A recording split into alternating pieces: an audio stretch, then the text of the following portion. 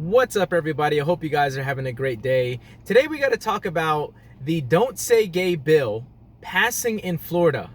And of course, Governor Ron DeSantis is going to sign this, ink this, turn this into law. Now, I say don't say gay because I've been brainwashed to say that. I've been told that this bill is the Don't Say Gay bill. I've read the bill, and nowhere in it does it say you can't say the word gay, but I've been told by the liberal media and by other critics and by Democrats that this bill, the Parental Rights and Education bill, is the Don't Say Gay bill. So today, let's talk about that Don't Say Gay bill. And I'm going to put the article I'm going to put a link to the article in the description, the one that I'm reading from. It's from AP News.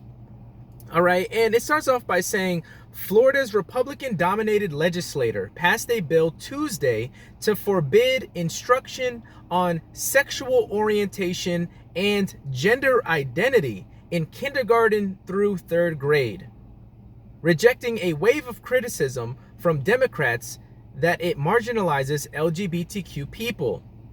So when you listen to the arguments from the other side, the Democrats or people that think like this, one, it's either rooted in complete ignorance.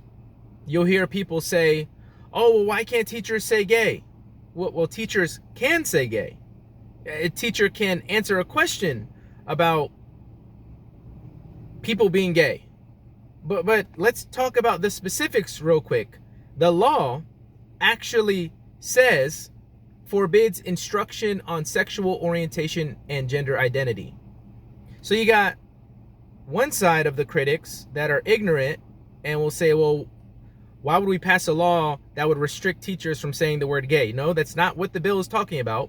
And then you have the other side of the critics that say, oh, this marginalizes and attacks LGBTQ people. Okay, well, how? How does forbidding a teacher to teach about sexual orientation and gender identity in kindergarten, so 5-year-olds, to third grade, what is that, 9? Ages 5 to 9, give or take a year? How is that marginalizing for a state to set laws up and boundaries and say teachers cannot teach sexual identity and sexual orientation between the grades of kindergarten and third?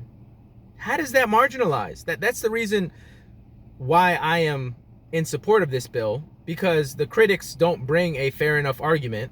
One, they spin it and say, oh, it's the Don't Say Gay bill. You can say gay. All right. It's not like teachers are going to say gay. Teachers are going to say gay and then boom, they get fired. No. You actually have to teach sexual identity and sexual orientation. That's when you get in hot water. So, real quick snip from this article that comes directly from the bill says, the bill states, classroom instruction by school personnel or third parties on sexual orientation or gender identity may not occur in kindergarten through third grade, or in a manner that is not age appropriate or developmentally appropriate for students in accordance with state standards. Okay, here's something to point out. In the state of Florida, this stuff is not being taught anyways. So this bill is not really going to change much right now, because in the state of Florida, kids are not learning about sexual identity and sexual orientation in a uniformed way in the class.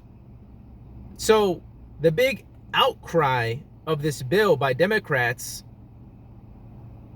doesn't make sense, because this stuff is already not being taught. But I do want to applaud the Republicans for having, what is the word, foresight. You could see into the future. You can predict that, hey, this might become a problem. You have teachers that want to teach basically their worldview to kids and teach transgenderism and all this stuff. All right, you might have a bunch of teachers that want to push that in Florida schools. Well, now we have laws in the books that will be guardrails and boundaries that teachers can't go. So, again, the critics call it don't say gay, but tell me again, how is putting boundaries from kindergarten to third grade a bad thing? It doesn't make sense. It really doesn't. Republican Joe Harding, who sponsored the measure, and other GOP lawmakers in Florida have argued that parents should be broaching these subjects with their children rather than educators. That's a great idea. How about we teach sexual identity and orientation at home?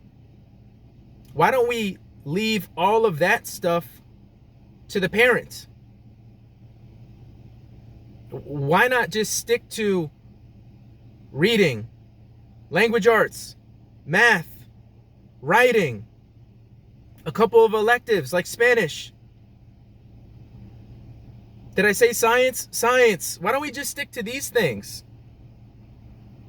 and let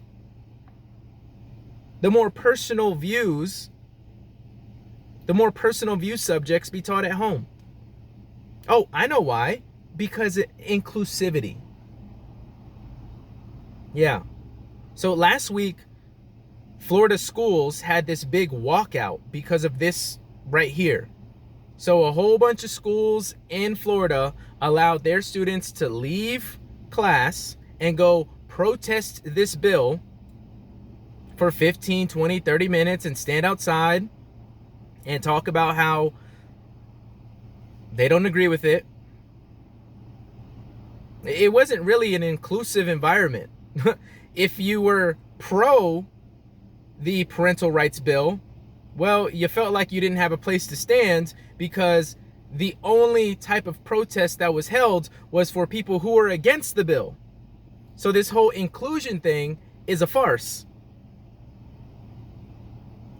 The people who run the actual schools, not the legislators, they're A-okay with teachers teaching your kids that boys can be girls and girls can be boys.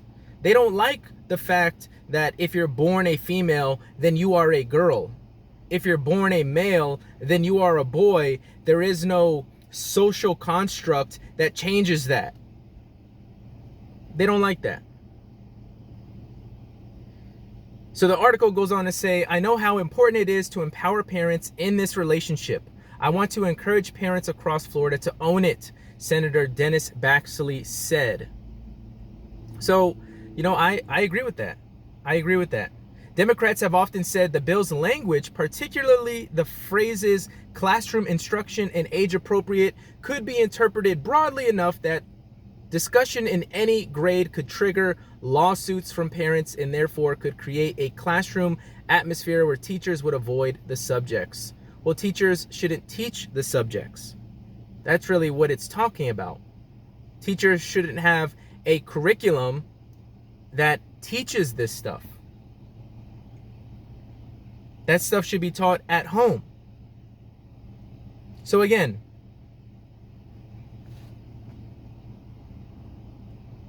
are we really going to be lied to that this bill